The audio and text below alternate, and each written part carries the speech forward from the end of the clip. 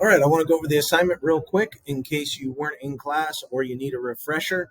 We started talking about pre-writing and rough draft. So if you don't have a story, then you need to start with pre-writing, rough draft, obviously. But we already did a lot of pre-writing and rough drafts. So everything from when we did the three objects story, we did a story where you had your choice. We did a map story where you did something personal. We did a story on Halloween.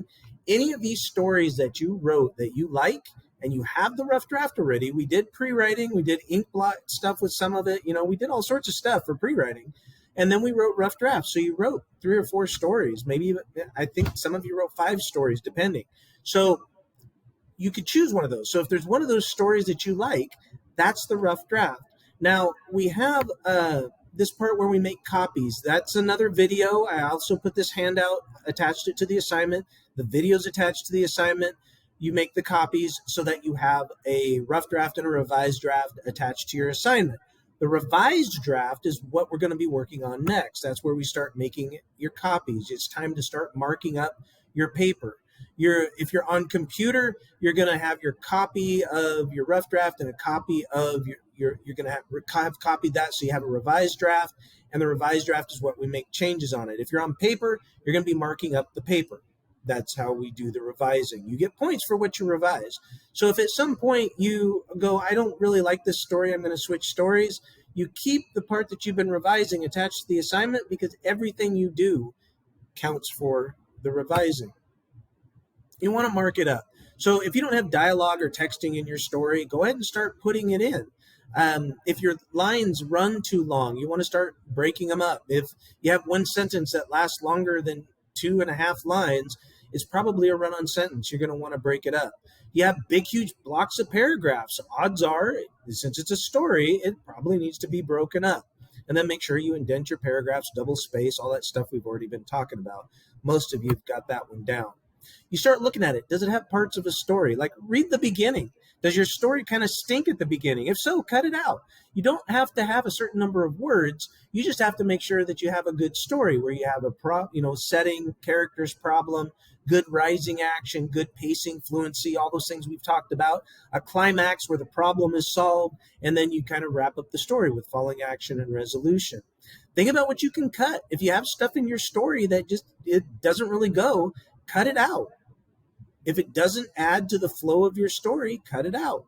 You also want to add stuff in. You want to start, like, does your story flow well? Is there a jump from when there's some action going on and then it jumps too much? Look for those things. Read it to somebody else. Get feedback. Figure out what it is that you do. Add sensory details. If you're going, oh, my story's perfect, Newman, add sensory details. Look at the taglines. Can you add sensory details in the taglines? Improve those from said to something better.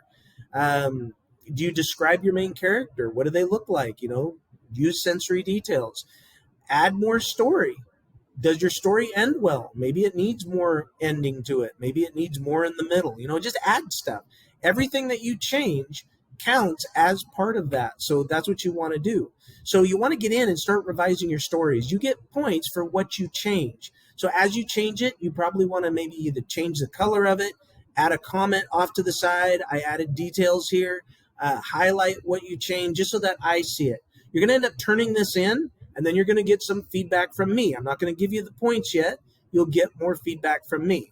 And so as we work through the story, that's what you're going to want to do. All right. And the changes you make are where the points are at. So if you're somebody who writes really well, we're going to want to see some pretty interesting, intricate changes made. If you're somebody who just has a really hard time writing, then just change it as you work on it. I want us to get better at it. So if you make changes, like say you think you're adding sensory details, but you're still having trouble with it, as long as you're trying, then we can work with that. All right. And so the trying is where the points are at. So you want to make sure that you keep doing that. And then once you've marked it up, you'll get feedback from me and you'll get a chance to mark it up some more. There won't be points yet. You'll get a chance to mark it up some more. And so we'll keep getting through it and revising it. If eventually you get your paper where it looks like it's a final draft, then you're done. I give you the points for a final draft because you made it that far. All right. So if you have any questions, make sure you email or ask in class just so that we get you going on it. All right. And good writing.